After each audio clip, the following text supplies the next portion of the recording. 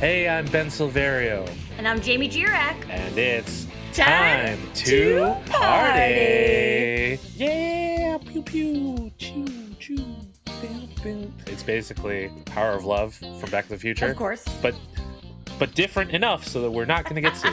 Yep. Respect. Yeah! Party people, welcome back! This is Time to Party, where everything's made up and the points don't matter. No. I really need a better catchphrase for this podcast. But, we've been doing this for so many years that, why change now? Welcome back to the podcast. If you're just joining us this month, which, good on you. Maybe you don't want to play games, and that's okay. You can party however you want. But the way we do things here at Time to Party, first episode of the month, drinking game. Second episode of the month, where we're at now, is our review. And third episode is our edutainment, where you just might learn something. But first, we're going to be talking about Peggy Sue Got Married, this incredible film from director Francis Ford Coppola. If you don't know anything about it, here's what our friends from Rotten Tomatoes have to say. Peggy Sue Bordell attends her 25-year high school reunion after separating from her cheating husband, Charlie. She regrets the decisions she's made in her life, such as getting pregnant by Charlie in high school. When she faints at the reunion, she awakens in 1960. Given the chance to relive her life, she changes many things. However, some choices are more complicated as she begins to see young Charlie's charm and true feelings. There is a lot to unpack there. Luckily, we have the incredible Jamie Jirak with us. Hi, Jamie. Hi, thank you for having me. Rotten Tomatoes' description of the film is a little more positive than IMDb's. I didn't really like IMDb's description. That's usually how things go around here. Usually the Rotten Tomatoes one is preferred. But, IMDb does their best. Well, I mean, they do, I guess. Sometimes it's not their best, but... But we still use it every day of our lives, so they're doing something right. Absolutely. Oh, man. So, Jamie, let's start with your history with this movie. You chose Peggy Sue Got Married out of the pantheon of time travel movies. Why did you pick this one? Well, I had a few on my list. I got into a debate with my boyfriend Tony about if Lost Highway counts, because it was on some time travel list, and I was like, I don't know if it counts, so I didn't pick that because this year I'm always trying to talk Lynch. And then then that kind of spawned into like big directors, and Coppola is obviously one of the biggest, but Yes. Ultimately it really comes down to any time I can talk about Nick Cage, I will talk about Nick Cage, and that's why I'm here today, is to talk about Nicolas Cage. Incredible. And as I said in the first episode, this is the first time I've seen Peggy Sue Got Married, so I'm excited to talk about this with you. So you mentioned big directors, and I did not realize that Francis Ford Coppola directed this movie when I started it. And it's just like, for those unfamiliar, I mean, if you're listening to a movie podcast, you're probably familiar, but he directed The Godfather, Apocalypse Now, The Outsiders. So like for this, I wouldn't say. I mean, it's kind of a rom-com, right? But it's more dramatic than your average rom-com. A rom-dramedy with a hint of sci-fi, a teeny tiny 5% sci-fi. Oh God, such a small amount of sci-fi. But I'll get to that in a second. Now, what do you think about Peggy Sue Got Married? Like, what do you think are some moments where you're just like, yeah, no, this is definitely Coppola at work here? That's a good question, because I don't think that I ever would have guessed if I didn't know that this was Coppola. And I think that a lot of what makes it good is the structure of it. I think that I don't think there's a lot of like fat here. I think that he pulls out some really good performances, but the real key, the way that it's a Coppola film, is that he put Sofia Coppola in it. Watching what she does in this movie, which is literally like, she has nothing, she has no emotion, she's so bad, and then being like, You know what I'm gonna do? I'm gonna put her in The Godfather 3, which I'm gonna be honest with you, I've actually never seen The Godfather Part 3, but I know infamously that like the whole world thought that she ruined it. And I think that like you should have saw that coming after this movie. Like the Coppola nepotism works. That's how we got Nick Yeah. Cage. You know, that's how we have Jason Schwartzman's up in that under that umbrella, if I'm not mistaken. Like there's so many great Coppola things, but Sofia Coppola acting is not one of them. She's an amazing director, No. you know, but Yes. Her delivery of the line, teenagers are weird and you're the weirdest, as little sister Nancy is just, I'm just like, oh, okay. You were on set for the day, I it's guess. so flat. Like truly. Like she's reading. Teenagers are the weirdest. It's not good.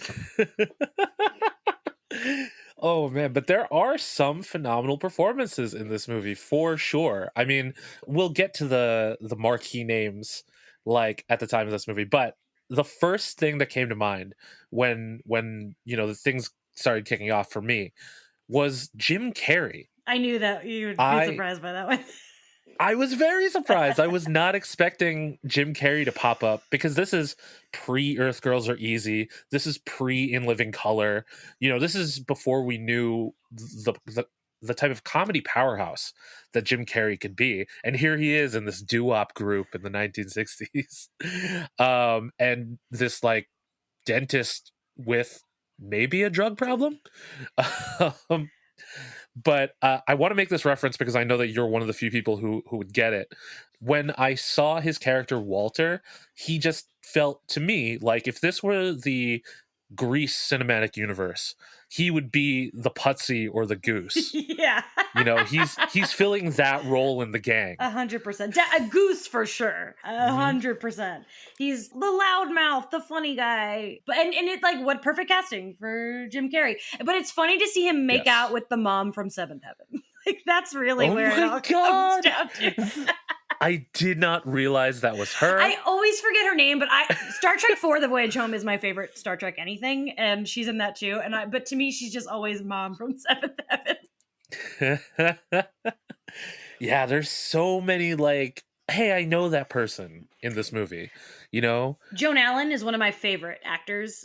Two of my favorite movies of all time are Face Off and Pleasantville, and she's such a phenomenal actor, and I love her character in this. She's like the prudish one who only like thinks of like getting married, and I love her outfits too, like her tall little socks. I think she's just adorable. Are there any pieces of period clothing from this time that you wish would come back?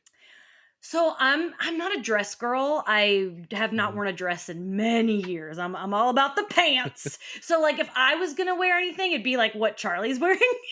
I love when his sweater and she like freaks out about it and she's like, "Oh my God, that sweater! It's crazy." I'm like, "It's not that crazy. Like by any time standards, like it's just like a white sweater with like some pattern down the side." And I'm like, "I'd wear that for sure." But there's nothing. The late like 50s, early 60s, like I'm a 70s girl. If I could live in any decade, it'd be the 70s. I have no use for 1960. No saddle shoes or poodle skirts for you. No. Another character that I wanted to bring up was Dolores Dodge, played by Lisa Jane Persky. And she stood out to me because she's just here at this reunion podcasting her way through it. It's true. Like a lot of us will say that like Kevin Smith is a pioneer or Mark Maron is a pioneer, but like Dolores Dodge kind of made podcasting. What is she doing with those recordings? Like what does she plan to do? Send out tapes? That's what I want to know. Everybody? I imagine her. She's like a journalist now because she's like a nosy busybody, and that's what she became. Because us as journalists, everyone knows we're really nosy busybodies. Us? Yeah, I don't know about that. So yeah, I do wonder what her plan is with those recordings. She has a radio show and she's making a limited series about the people she went to high school with who missed the sexual revolution. She's just like such a, oh my God. And then when she gets put in her place, that's That's a fun moment. Which I wish was even more, because it's so funny, like when the insults she gives are like, go take a long walk off a short pier. It's like that's not creative. But I do like that Peggy's like, I don't have time for this. Just kind of Yeah. walks away. And before that, the insult is go stuff your bra. And it's just like, okay. Like, that's the best you can come up with? That's pretty harsh, to be fair, but it is an original. That's the point. It's not an original Mm-hmm. insult. Exactly. Okay, I'm gonna jump my next note because I know we're gonna spend a lot of time talking about him. But Kathleen Turner, Incredible. legend. I will admit, though, the first thing that comes to mind when I hear Kathleen Turner Is Who Framed Roger it Rabbit. isn't. Oh no, sorry. Sorry. I love that movie so much. It is one of my favorite movies of all time. I cannot say enough good things about Who Framed Roger Rabbit, but yeah, she voices Jessica Rabbit in that movie. She's also in Body Heat and The Man with Two Brains and so many other amazing projects. But the first thing that came to mind was Kathleen Turner Overdrive, the band that Jack Black's character was in High Fidelity. Amazing. That is a good deep cut. I love it. I just think that Jack Black is so silly with his band names. And so when Kathleen Turner Overdrive comes up, I'm just like, I know that name. Why do I know that name? Went back when I saw it. But now, knowing how much of a legend Kathleen Turner is, quite the honor, really, to give the former to give the precursor to Barry Jive in the Uptown Five. Kind of a big deal. She had like truly the sexiest voice that's ever existed. It's funny if I really think about it. Like I'm sure the first time I like knew Kathleen Turner's name was because she was playing Chandler's dad on Friends, which is. I'm sorry, what? Oh, you don't know about this? Yeah, I don't like Friends, okay, so I haven't seen a lot of it. Up with Friends, like I watched it constantly as a kid, and so the whole thing is that Chandler's dad is gay and is constantly dressing like a woman. So they didn't have the like clearly his dad is she's a trans woman, but they didn't have that language. So so the character is still always gendered as he him, always called dad, but he is played by Kathleen Turner. In a way, it's really progressive, and in a lot of ways, it's really not. It depends how you look at it for the time. If the language had been a little better, it was often treated as a joke, but not always.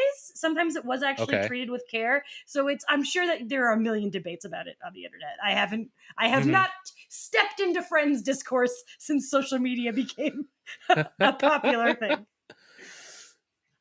Gosh, I can only imagine that being a big point of contention. Yeah. Gosh. But in this movie, I really love the introspection that Kathleen Turner brings to Peggy Sue. Just like she's really considering all angles. Because she's just like, oh, here I am. Do I really get to do this all over again? How would I do it differently? Like, that's always something on people's minds, right? Like, especially when they're revisiting the past. I recently had to move back to my hometown and, seeing how everything's, the same, but like different, passing by my old high school, I'm like, would I have done anything different? So Jamie, if you were put in the same situation as Peggy Sue, is there anything that you would have done differently in your senior year of high school? Absolutely not. So I loved high school. I went to a performing arts high school for theater. Half my day, every day was theater classes. It was amazing. And wow, most of my friends from high school, all these years later, I graduated in 2008, are still all my best friends. But I did have a very like whirlwind romance. My first high school boyfriend, Zach Freeman, if you're listening. When I think back on like why I love teen movies especially is because romance in that time is like life or death. And when you watch a rom-com with adults and they fall in love within a day, it's like, that's stupid, but it's so believable with teenagers because that is how it works. Everything moves at lightning speed and everything's so dramatic. And And like when we broke up, it was like truly the end of the world. And if you had asked me probably within 5 years of that, I would have said, no, I would never have met Zach Freeman. He broke my heart. But like now, like we eventually like became friends again because we still all have the same friends from high school. And now I wouldn't change that at all because it was a beautiful little blip in my young life. And thankfully, I didn't marry him. That would have been bad. That would have been a really bad turn for me. Maybe if that had gone that way, I would be saying a different thing. But no, I really cherish my high school memories. I wouldn't change. And we may not have gotten Love in the Time of Hydra. Yeah. If that happened. Oh my gosh. Can you imagine? I wouldn't have gotten into Agents of S.H.I.E.L.D. That would have been crazy. Oh my God. Man, I went to an all-boys Catholic high school, and I, A, am not Catholic, and B, am not Italian or Irish. So I stood out like a sore thumb. And, there are parts of high school that, I wish I didn't go through, but it's like, looking back on it, it's like, if I didn't go through these things, I wouldn't be who I am now. Mm-hmm. So, one could argue that being who I am now isn't the best, but it's fine. We're working with it. Oh. But most of my troubles now just come from the state of our industry falling apart. Oh yeah, so. Right, exactly. Got another job rejection today. Oh, fun. At least I got an email. Half the time they don't even reject you. They said nothing. It's terrible. Yes. They just don't even contact you. Yep. I applied for a fellowship this week. Who knows when I'll hear back? But it's fingers crossed because it might be good. Who knows? I've been applying to jobs like even like in New York. I don't want to move back to New York. Like I want to stay in LA, but like it's I also don't want to change careers. So it's bleak out there. Yeah. We can't all have inherit our dad's electronics store. Oh my God, right? And that is the perfect segue out of this hole of sadness that we were about to go down. I got you. Thank you. So the big cast member that we need to talk about is Nicolas Cage. I mean, there's so much that can be said about Nicolas Cage, but I want to start with Crazy Charlie, or the way that they say it in the movie, oh, Crazy Charlie. And these smashing fortune cookies. When I saw that, I was just like, nope, villain, hate him, don't like it.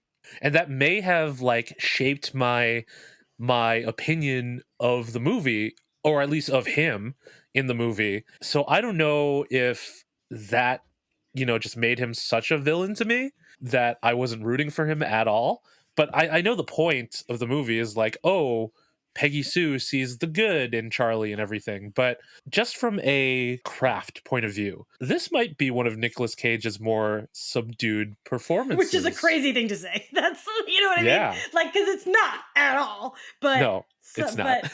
But you got to rank them somehow. Yeah. And it's funny because like I didn't really get into Nicolas Cage until after the 90s. Because like to me, seeing him in the 90s is just so batshit crazy, bonkers all over the place.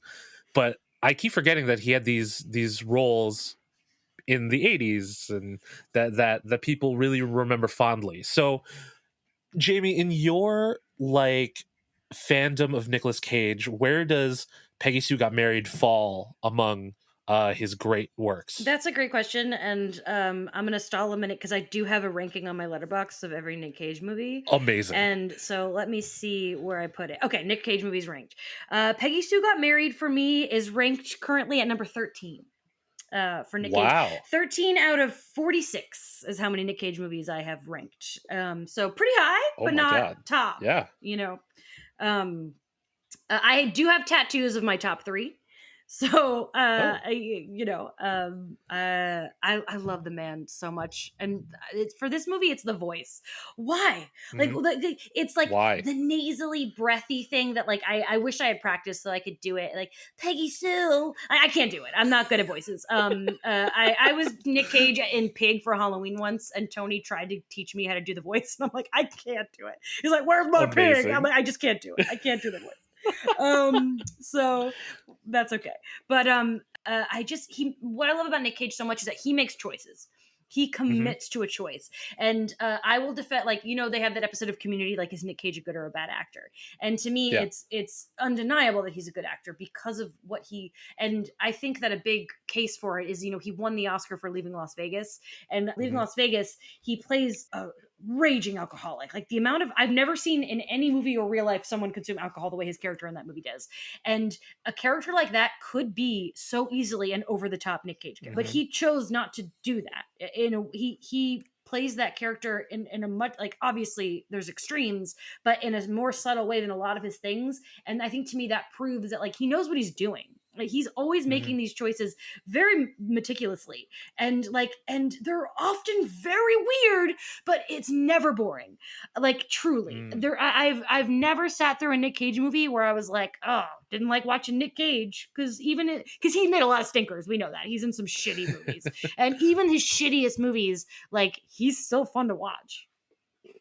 Like, what is at the very bottom of your list right now? Oh, actually, number 46 is the movie he directed, which is Oh, Sunny, okay. Sunny, starring James Franco. And what's so interesting, you know what? I'm just gonna, like, pull up my review, because Nicolas Cage has worked with just Francis Ford Coppola, Amy Heckerling, the Coens, Norman Jewison, David Lynch, John Woo, Joel Schumacher, Brian De Palma, Michael Bay, Martin Scorsese, some of, like, the biggest directors of all time, and he sucks at Mhm. directing. He did not get any of that, but he's in the film for like 5 minutes, and it's the best part of the movie. It's the only redeemable part of that movie, and that proves that he's meant to be in front of the camera, because Mhm. even though that movie's bad, it's so bad, like, when he shows up, the whole thing lights back up again.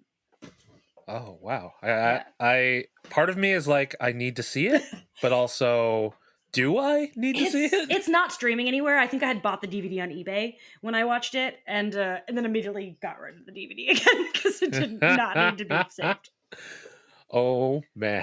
Yeah, I'm a big proponent for physical media, but sometimes you just don't need to keep something. No, Tony's a big get rid of stuff. I almost never do, but that one, it's like, I'm Oh, never gonna sit through that again.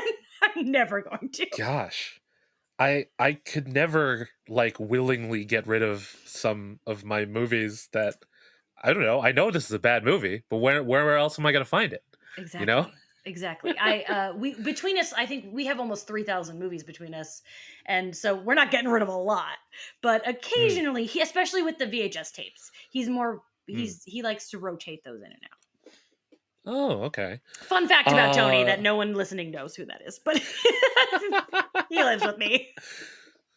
he's awesome. He's a lot of fun. Just Yes. putting that out there. You should listen to the Jamie and Tony's podcast. Good plug. Let's see. What else can we say about Nick Cage? I mean, like, he's just, God. If you look at Charlie through a more modern lens, like, an argument could be made that he's being incredibly manipulative throughout the movie. Do you So think? I don't, only because, like, the thing is, like, he's a teenager. He's a teenager Mm, who believes in his dreams, and he really genuinely loves her, but he's a teenage boy. Like, yeah. they're not the sharpest, like, they're selfish, and they have these grand ideas, and I think actually that it's quite interesting that as soon as he's turned down by the producer or whoever that guy is, he's Hmm. like, okay, I want to have a good life for Peggy. I'm going to inherit my father's store. And unfortunately, as he got older, he turned into his dad. He cheated and everything. Mm, But I do think that, like I said in our first episode, I think that Charlie is ultimately a good person. And I think that hmm. the linchpin of that is when everyone's making fun of the nerd character, and Mm, he's like, and he like says, he's like, no, he's a good guy. And I think that if he had been bullying people, I would have hated him. But I really do come down to, now, if I thought I was going to live my whole life again, would I have married him a second time? Absolutely not. But I do like that she wakes up, and the idea of them reconciling does make sense to me. I don't, that's why I didn't like the mm, IMDb description, because it's like, they have a hmm. terrible marriage. Like, I don't think that's true. They just got caught up in what the struggles of marriage, and that's a true thing, and how Hmm. yeah. I think the one bit that I would point out, for the manipulative argument would be how he reacted after Peggy tries to initiate sex, because he kind of, like, blows up at it, in this pretty not cool way, and I'm just like, dude, relax. I think to me that seems just funny because they're both he doesn't know this, but they're both working on very different levels. You know, she's Oh, had that's true. Yeah. 25 years of sexual experience and he's a virgin. And I Mm, feel like if like Gen Z found this movie, they'd talk about like the problematic age differences between Peggy Sue and all these oh, teenagers, which is silly to me. Like yeah. I'm not gonna go there. But I think that like for him, you know, you're a teenage boy and all this, but then the moment becomes a reality. And I think he got scared. I don't think it was a Mm, manipulative tactic, although it easily could have been. But I just see it as like he panicked and he didn't know what to mm. do because she was being very forceful. She was talking. She had a name for his dick, and he didn't understand what that was even was. Oh man, that's funny because that reminds me of my stand-up class that I took in college. Oh god, this is such a random tangent. But so this class was great. So I my major in school was screenwriting and playwriting, but I had a focus on comedy. And they introduced this stand-up class, and the final was performing on the main stage theater in front of an audience. Not a coffee house, not like a small gathering of people. Literally the one where like the big plays go up on. Like you're Cool. like I felt like I was like Eddie Murphy or Gabriel Iglesias, like it was insane. One person, center of the stage. My closing joke was about an ex girlfriend who wanted to come up with nicknames for our private parts. And just the whole concept of naming someone's dick is always very funny to me. And so when she throws that out there that she has this name, and the way you're framing it, it does sound funnier than how I reacted to it in the moment. But then also the moment in the house, I think it was in the basement, like right after, where he's just like, "You're trying to do all this stuff, and I understand that girls probably feel the way boys do sometimes." And I was just like, "Oh, I guess that moment shows that he's like thinking about stuff as opposed to trying to game the system. Mhm. It's just he's such a Charlie is such a all over the place crazy dude that I'm Crazy just like, Charlie. how crazy Charlie, like how is this redeemable? And I guess Peggy Sue really finds it in the end. But one thing that I've noticed lately for me, I think I'm starting to see signs that I've been single for way too long, Mhm. because I finally watched The Summer I Turned Pretty, and I just watched Eternity, the amazing Oh, movie don't tell me anything featuring. about it because Elizabeth Olsen is my favorite actress, and I'm Yes. so mad I can't see it until next week. I'm so pissed about it. Ah, I will say Elizabeth Olsen is amazing. Well, yeah, And you know the premise yeah, yeah, yeah. of Eternity. Yeah, yeah. Mm. So it relates to Peggy Sue Got Married for me in that I'm not rooting for the guy that everyone is always rooting for. I want to try to say this without any spoilers. Okay, so for Peggy Sue Got Married, Peggy Sue almost gets to this point where she's just like, oh, maybe I could do this for myself. Maybe I could find my dreams if I do this over again. Maybe I could actually be a dancer instead of getting pregnant too young and ending up with Charlie and then having all this bad stuff happen to me. And I'm just like, yes, girl, go do that. You can totally do that. And, the Summer I Turned Pretty, of the two brothers, the one that she ends up with, I'm just like, girl, you were so close to like being a strong, I mean, very Oh, independent. do you think she shouldn't have been with either brother? Well, she ended up with the one that I liked less. So I've never watched that show, but I have to write about it sometimes. So I've read Okay, a description of every single episode, so I know a little bit. And nice. I've also read a lot of reactions, and you're definitely in the minority. Yeah, If you're no, shipping the other guy for sure. yeah. But like what I would have preferred is for Belly to really like live out her Parisian lifestyle. Like Mhm. she didn't need to come back.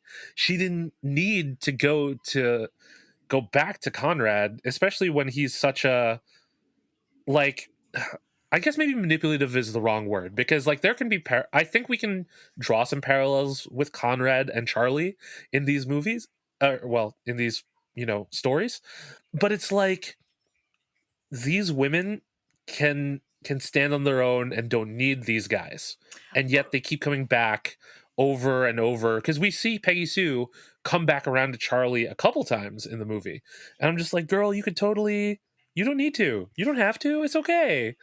I don't disagree. Like, for example, Stranger Things comes back tonight, and Mhm. it's always like Jonathan or Steve. But like, I would be happy if Nancy just went off and continued her journalism career without one of Yes. them. But also, I love them both, and if she ended up with either, I wouldn't be mad.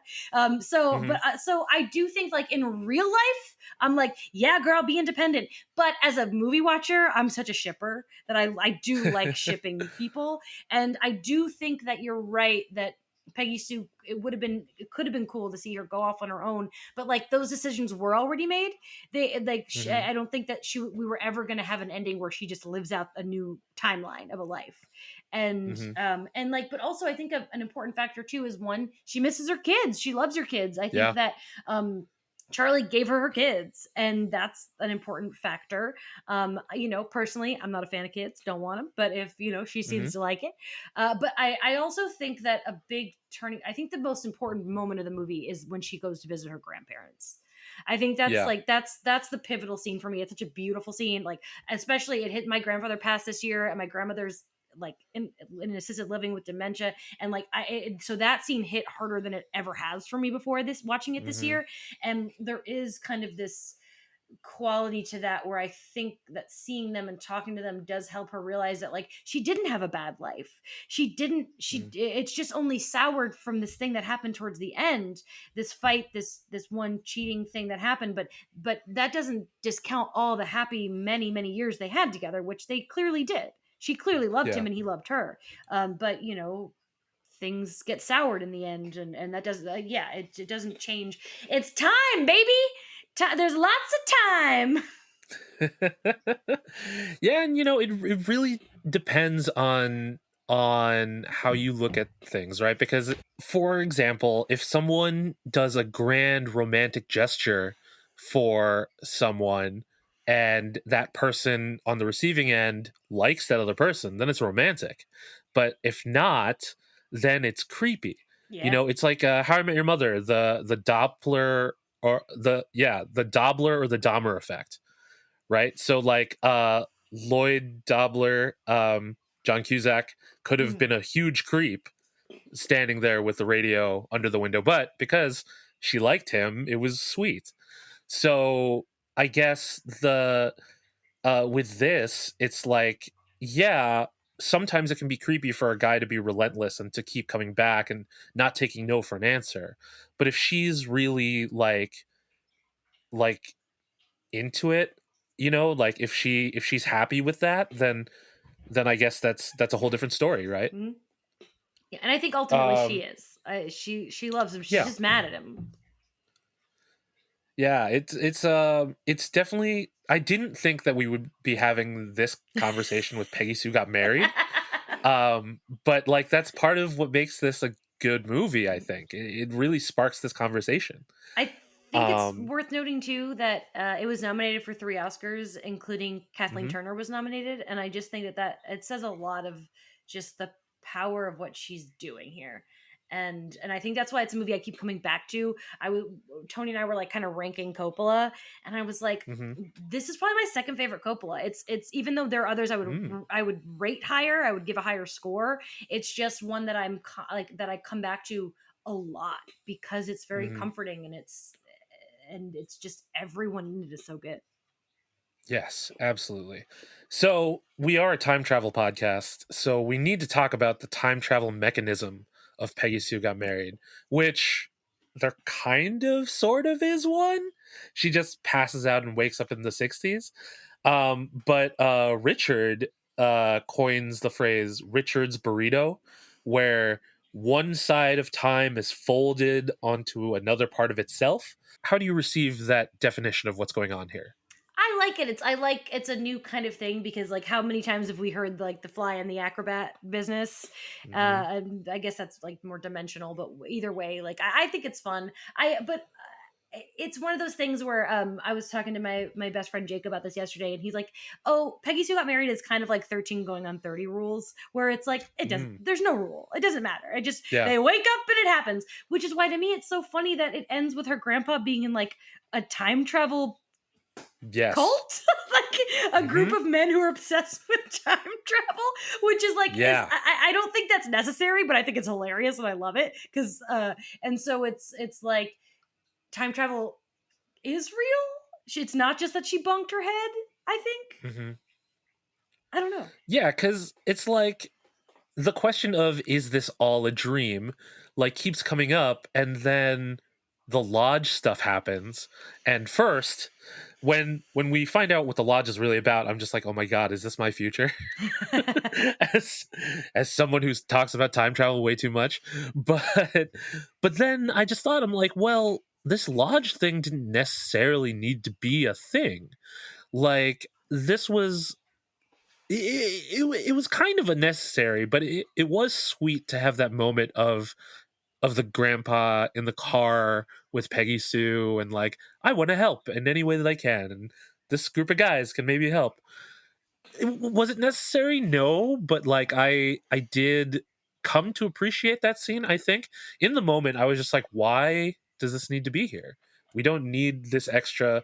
Oh, it was almost like a hat on a hat, right? It's just like, we already know this is a time travel movie. We've kind of already accepted that we don't need to know all the rules, and then all of a sudden, hey, this organization founded by a time traveler is going to help send her back. And I'm like, oh, okay. So I was a little confused by that moment, but it didn't really affect my overall enjoyment of the movie, I don't think. Yeah, I think the purpose of it is to so that like her to understand why her grandparents would be so quick to believe her is like Mm, he already believes in time travel. That's the only mm. reason I can think. Yeah. Okay.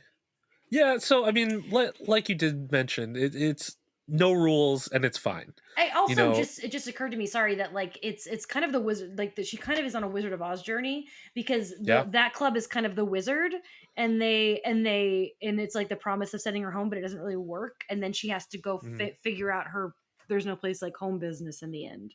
So Yeah. maybe that's why they're there. But the at the end of that sequence where the one like lodge member was like, well, she went home, let's play cards. I'm just like, oh, okay. They've only been waiting for this for like decades, and now they're just going to go back to the good on Some of them. those guys just want the camaraderie. They don't really care about time travel. It's like that episode of Frasier where Frasier and Niles are fighting over the wine club, and Yep. the one guy is just like, remember when we used to drink? Yep. A good one. I do love that. I do want to bring up Michael Fitzsimmons, not just because his last name is Fitzsimmons and you're very used to talking about Fitzsimmons, Sure. but there was a line that he said that really made me think. Like, I wrote it down during my watch. He said a writer's life is his work, when they were talking about Hemingway and all those other authors. And as a writer, I was just thinking about that. I'm just like, oh man, what does that mean? Is that true? How do I feel about that? So, I mean, like, I don't really have answers, but like, I'd like to pose the question to you as a fellow writer. How do you feel about that quote? I think that could arguably be the case for any kind of artistic or even just a job, like uh I think that if you're a writer, your words are going to live on beyond you, so in a way it is true. But if I don't really think that when I die people are going to be talking about the time I wrote about how Die Hard is different from the book it's based on, like I think it just depends. You mean to tell me that no one's going to go back and read my slash film article about the family madrigal and all their functions in the family? What do you mean? You never know. Listen, I love Encanto as much as the next guy. So, yeah. That's probably a bad example because people will probably read that one for a few years. But the one I wrote about people who refuse to kiss, uh, I don't know, maybe not as much. Um, uh, Shout out to Neil McDonough though, because I love Dum Dum Dugan. God, I'm not even going to get into that conversation. Yes, I agree, Jamie, that the Howling Commandos should have had their own show. And kissed each It's a other. controversial And they should kiss each other. Exactly. Okay, so the last question we have on the pod for our review episode. The big question: is Peggy Sue Got Married worth your time? I mean, And I mean, as someone who has a stronger relationship to this movie than I do, I feel like I know your answer, but I gotta ask the question anyway. I mean, I picked it. So the Yeah. answer is yes. I'm just so excited. When I picked it, it didn't occur to me that maybe you hadn't seen it. I just didn't think about that. Mm. So I'm really excited that I picked it because I got to introduce a movie that I very much enjoy to a person I very much enjoy. Oh, thank you. I guess really the question falls on me. Yeah. And I would have to give it a resounding yes, it is absolutely worth your time. Yay. Because, even for someone who may not like Nicolas Cage as much, who may find him too wacky, and even if Crazy Charlie might not be the best person, I do really enjoy this really introspection that Peggy Sue goes into throughout this movie.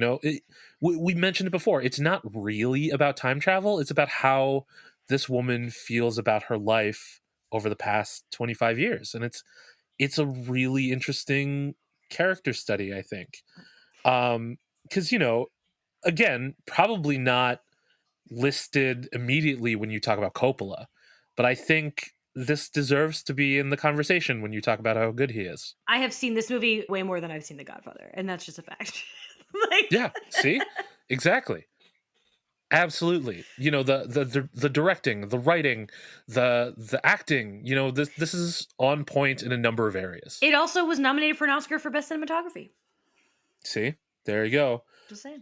It's yeah, I think y'all should check out Peggy Sue Got Married if you haven't. And if you have, you can go back to episode 1 and play our drinking smoking game. Yeah. So I think that does it for our review of Peggy Sue Got Married. Thanks for tuning in. Special thanks to Jamie for joining us and introducing me to this movie. Big fan. Party people, I guess if you like it, come back. Episode 3. You don't know what's going to happen because we're crazy like that. But it's edutainment. We always have a good time with that. Until then, I'm really bad at exiting the podcast sometimes. It just, the amount of times I've done this, I'm just like, oh, how can I not repeat myself? I get it. Anyway, I understand. You can find us on the internet. I'm at bsilverio20 on the various social media platforms that I choose to be on. I'm at Jamie Jirak on Letterboxd and Instagram, and then at LitoPod is my Agents of S.H.I.E.L.D. podcast, and Face Hero is my general. We talk about lots of new things. We just did a Wicked episode. I saw Wicked for Good twice in one day, and I'm seeing it again on Monday, so I have lots of thoughts. Amazing. I have not listened to it yet because I'm seeing it tomorrow.